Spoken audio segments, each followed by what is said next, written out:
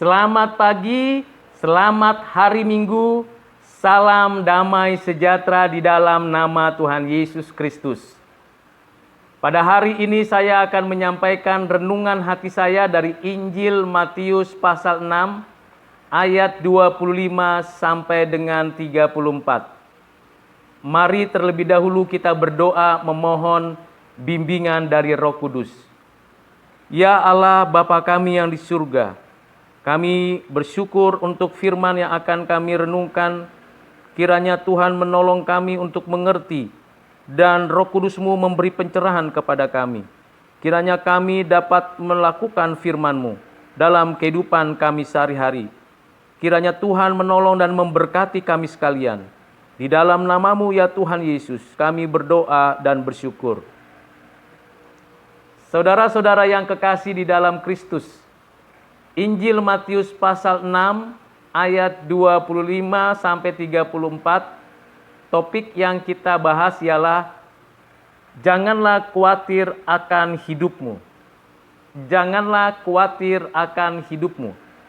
Demikianlah firman Tuhan di dalam Injil Matius 6 ayat 25 sampai 33.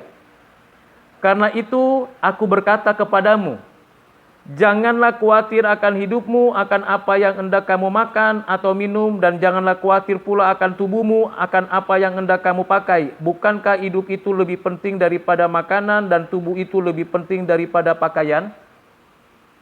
Pandanglah burung-burung di langit yang tidak menabur dan tidak menuai dan tidak mengumpulkan bekal dalam lumbung, namun diberi makan oleh Bapamu yang di surga. Bukankah kamu jauh melebihi burung-burung itu? Siapakah di antara kamu yang karena kekhawatirannya dapat menambahkan sehasta saja pada jalan hidupnya? Dan mengapa kamu khawatir akan pakaian? Perhatikanlah bunga bakung di ladang yang tumbuh tanpa bekerja dan tanpa memintal. Namun aku berkata kepadamu, Salomo dalam segala kemegahannya pun tidak berpakaian seindah salah satu dari bunga itu. Jadi, jika demikian Allah mendandani rumput di ladang yang hari ini ada dan besok dibuang ke dalam api, tidakkah Ia akan terlebih lagi mendandani kamu, hai orang yang kurang percaya? Sebab itu janganlah kamu khawatir dan berkata, apakah yang akan kami makan, apakah yang akan kami minum, apakah yang akan kami pakai? Semua itu dicari bangsa-bangsa yang tidak mengenal Allah. Akan tetapi Bapamu yang di surga tahu bahwa kamu memerlukan semuanya itu. Tetapi carilah dahulu kerajaan Allah dan kebenarannya, maka semuanya itu akan ditambahkan kepadamu. Sebab itu janganlah kamu khawatir akan hari besok, karena hari besok mempunyai kesusahannya sendiri. Kesusahan sehari cukuplah untuk sehari. Saudara-saudara yang kekasih di dalam Kristus, kita seringkali khawatir perkara jasmani. Khawatir makan, minum, pakaian. Tuhan memberikan penjelasan dan memberikan jawaban atas kekhawatiran kita. Tuhan mengatakan, kalau kita khawatir akan makanan, kita diminta belajar dari burung. Belajar bagaimana burung tetap dipelihara oleh Tuhan, padahal tidak bekerja. Apalagi kita yang diberikan kemampuan akal, kekuatan fisik, kita diminta Tuhan untuk bekerja mengelola bumi ini. Bukankah kita lebih kuat, lebih memiliki kesempatan untuk mencukupkan kebutuhan kita? Jadi Tuhan membandingkan kebutuhan kita dengan apa yang disediakan Tuhan. Dengan demikian kita menyadari sesungguhnya kekhawatiran kita akan makanan itu tidak masuk akal. Tidak logis. Kenapa? Karena burung dipelihara Tuhan. Burung tidak memiliki kekuatan dan kuasa untuk mengelola bumi. Kita manusia, terlebih saudara dan saya adalah garam dan terang dunia ini. Tentulah kita yang dipanggil Tuhan sebagai warga kerajaan surga memiliki satu kapasitas melampaui manusia yang lain, dan lebih daripada itu kita melampaui burung-burung yang diciptakan Tuhan. pasti di sini Tuhan memelihara hidup kita. Hanya kita mau tidak meningkatkan dan memaksimalkan potensi yang ada pada kita, tubuh kita, akal kita, kekuatan kita, bahkan seluruh keberadaan kita untuk mengelola bumi ini supaya cukup makanan bagi kita. Bagian yang kedua, Tuhan menegur kita dengan memberikan sebuah perbandingan dengan bunga bakung di ladang. Seringkali kita khawatir akan pakaian, tetapi Tuhan membandingkan pakaian yang dipakai Salomo yang begitu megah, Raja Israel yang banyak orang pada waktu itu begitu kagum akan kemegahannya. Tuhan mengatakan kemegahan pakaian atau tampilan secara fisik dari Raja Salomo yang megah itu pada zamannya ternyata tidak lebih indah dari bunga bakung yang diciptakan Tuhan. Buatan manusia itu tidak bisa lebih indah dari buatan Tuhan itu sendiri. Bunga bakung di taman, bunga bakung di tengah-tengah lingkungan alam ini, itu jauh lebih indah. Mengapa kita khawatir apa yang kita mau pakai? Jadi bukan apa yang kita pakai itu membuat keindahan di dalam diri kita. Tetapi apakah perilaku kita, perangai kita, tutur kata kita, sikap kita terhadap Tuhan, terhadap sesama, terhadap lingkungan, itulah yang membuat keindahan di dalam hidup kita. Jadi di sini Tuhan sedang menegur kita. Kalau kita sering kali mau memamerkan keindahan yang kita buat sendiri. Padahal Tuhan sudah membuat kita lebih indah dari yang kita buat sendiri. Kita adalah buatan tangan Tuhan. Kita dibentuk, diukir sedemikian indah oleh Tuhan. Apa yang ada pada kita itu adalah yang terindah, yang terbaik dari seluruh ciptaan yang ada. Karena itu, apa yang kita buat itu sesungguhnya tidak ada bisa dibandingkan dengan keindahan yang Tuhan berikan kepada kita sebagai ciptaan pribadinya. Saudara-saudara yang kekasih di dalam Kristus, ini teguran Tuhan untuk kita. Itu sebabnya jangan kamu khawatir akan pakaian. Lalu Tuhan memberikan juga teguran kepada kita. Bagaimana Tuhan membandingkan hidup kita dengan rumput di ladang. Di mana Tuhan mengatakan bahwa rumput di ladang hari ini ada, besok sudah layu dan kering. Kita diberikan tubuh, diberikan hidup, dan sifatnya kekal. Kita tidak setelah diciptakan lalu lenyap seperti binatang, seperti rumput. Hari ini ada, begitu hijau, begitu menggembirakan, dan begitu menyegarkan, tetapi nanti sore, besok, lusa, sudah kering dan lenyap. Namun kita, ciptaan Tuhan, yang diberikan hidup dari Tuhan, bahkan kita diberikan hidup yang baru. Kita jauh lebih berharga dari rumput itu. Kita jelas-jelas memiliki hidup yang kekal. Karena kita sudah dipelihara Tuhan, kita lebih bernilai dari apapun yang kita buat. Kita memiliki nilai yang bersifat kekekalan. Mengapa kita khawatir akan hal-hal yang seperti itu? Khawatir akan makan, minum, bahkan ada orang yang menyimpan hartanya sampai 7 keturunan. Salah tidak? Tentu kita tidak menyalahkan mereka yang kaya raya karena pekerjaan yang diberikan Tuhan kepadanya. Namun pertanyaannya, seperti yang ada di dalam Injil Matius pasal yang ke-6 ayat 19. Apakah harta yang dikumpulkan itu berdampak pada kekekalan atau bersifat sementara? Seringkali kita tidak menikmati apa yang kita kerjakan. Karena kita tidak mengucap syukur atas segala pemberian-pemberian Tuhan. Kita lupa bahwa hidup itu lebih berharga dari apapun. Kalau ada orang kaya atau orang miskin yang terus berusaha mendapatkan makan minumnya, ada yang begitu rakus, ada yang begitu kikir, tetapi ada yang suka mengemis, meminta-minta, sama saja khawatir akan apa yang ada padanya. Tetapi kalau tidak memiliki hidup, tidak ada kehidupan di dalamnya, bukankah mereka itu seperti bunga bakung yang akhirnya nanti akan layu dan lenyap, seperti rerumputan yang akhirnya kering dan tidak lagi bermanfaat? Bukankah kita tidak seperti itu? Saudara-saudara yang kekasih di dalam Kristus, kita tidak pernah khawatir akan hal-hal yang bersifat rohani. Mari kita khawatir akan hal-hal yang rohani.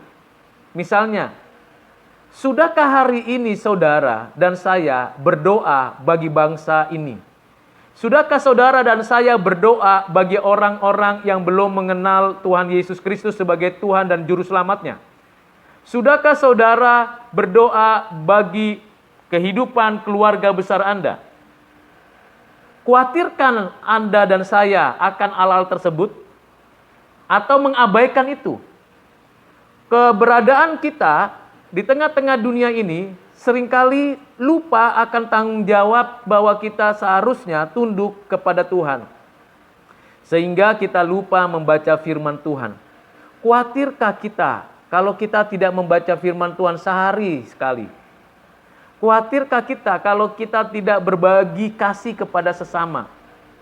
Khawatirkah kita kalau kita tidak beribadah kepada Tuhan?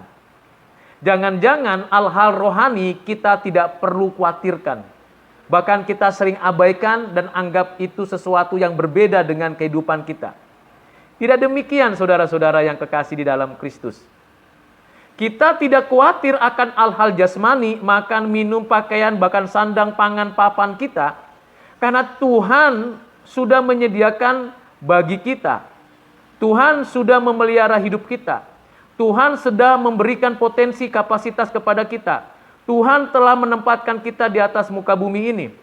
Tuhan memampukan kita untuk mengerjakan apa yang terbaik untuk kebutuhan kita. Tetapi permasalahan kehidupan rohani kita benar-benar berjuang tidak? Mengisi hati kita dengan kebenaran, mengisi hati kita dengan keadilan, mengisi hati kita dengan kesucian. Sehingga kehidupan kita betul-betul lebih indah dari ciptaan yang lain. Betul-betul kita menyadari bahwa Tuhan mencukupkan kebutuhan jasmani kita dan rohani kita. Mengapa demikian? Karena kita adalah warga kerajaan surga. Carilah dahulu kerajaan Allah dan kebenarannya, maka semuanya itu akan ditambahkan kepadamu. Saudara-saudara yang kekasih di dalam Kristus, cari dahulu kerajaan Allah. Jadi mendahului Tuhan daripada hal-hal yang kita buat sendiri. Mendahului Tuhan dari apa yang akan kita kerjakan. Jadi dengan demikian kita bukannya meninggalkan pekerjaan, atau kita tidak perlu makan, tidak perlu minum, tidak perlu pakaian, tidak perlu tempat tinggal, tidak demikian. Kita memerlukan makan, minum, pakaian, dan pekerjaan, dan segala yang dibutuhkan secara fisik. Kita menyimpan itu untuk mari besok, untuk keturunan kita. Itu baik. Tetapi dahulukan Tuhan. Dahulukan Tuhan. Ini yang lebih penting. Karena Tuhan yang memberi hidup kepada kita. Kalau Tuhan tidak memberikan hidup satu hari saja, kita tidak diberikan kesempatan untuk mendapatkan yang diberikan Tuhan kepada kita, untuk kita nikmati, maka semuanya menjadi sia-sia. Ada orang kaya yang begitu kayanya, dia akhirnya mati. Dan dia tidak bisa menambah 1 menit, 1 hari, 1 bulan hidupnya untuk menikmati kekayaannya. Kenapa? Karena Tuhan sudah cukupkan waktunya untuk dia hari ini dipanggil Tuhan. Ada orang yang begitu berusaha untuk mempertahankan hidupnya, untuk bisa menikmati apa yang ada di dalam dunia ini, tetapi tidak bisa kalau Tuhan tidak kehendaki. Maka hidup kita harus bergantung sepenuhnya kepada Tuhan. Kalau hidup kita bergantung dengan apa yang kita kerjakan, maka kita pasti sering khawatir. Orang kaya pun ada kekhawatirannya. Orang miskin pun ada kekhawatirannya. Orang sehat pun ada kekhawatirannya. Orang sakit pun ada kekhawatirannya. Mungkin Anda dan saya suka khawatir. Tetapi kalau kita di dalam Tuhan, di mana kita sudah diberkatinya, kita adalah orang-orang yang dicukupkan dan orang-orang yang mendapatkan pemeliharaan Tuhan, kita tidak perlu khawatir. Kesusahan sehari, cukuplah untuk sehari. Besok Tuhan sudah menyediakan apa yang terbaik bagi kita. Kita tahu saudara-saudara yang kekasih di dalam Kristus, bahwa perintah dan peringatan ini kepada kita bukan berlaku hari ini saja. Ini untuk seumur hidup kita. Janganlah kamu khawatir akan hidupmu, karena hidup kita dipelihara oleh Tuhan. Terlebih lagi saudara dan saya orang-orang percaya. Kalau saudara bukan orang percaya, saudara bukan orang Kristen, saudara bukan warga kerajaan surga, pastilah saudara khawatir. Tetapi kalau saudara dan saya adalah warga kerajaan surga, saudara dan saya adalah milik Tuhan, maka kita bersuka cita akan apapun yang kita sedang hadapi. Mungkin kita tidak makan yang mewah seperti orang-orang yang dunia tawarkan. Mungkin kita tidak berpakaian indah seperti apa yang dunia berikan. Mungkin kita tidak hidup nyaman dan aman seperti yang diharapkan oleh dunia ini. Tetapi kita ada di dalam Tuhan. Hari depan kita ada di dalam Tuhan yang penuh dengan cinta kasih. Dan kita mendapatkan jaminan itu, kekuatan itu. Karena hidup kita bukan hanya di sini, tapi nanti di sana. Kiranya saudara dan saya mendapatkan bimbingan arahan dari Roh Kudus untuk mengerti apa yang dikatakan Tuhan Yesus kepada kita. Kiranya saudara dan saya semakin cinta Tuhan, mendahului Tuhan dalam segala apapun yang dikerjakan. Kiranya kita tetap terus-menerus mengucap syukur atas segala berkat dan rahmat-Nya. Tuhan Yesus memberkati saudara sekalian. Mari kita berdoa. Bapa, terima kasih untuk firman, kebenaran, dan cinta kasih-Mu yang memelihara kami, karena kami milik kepunyaan-Mu, tebusan dari anak-Mu Tuhan Yesus Kristus.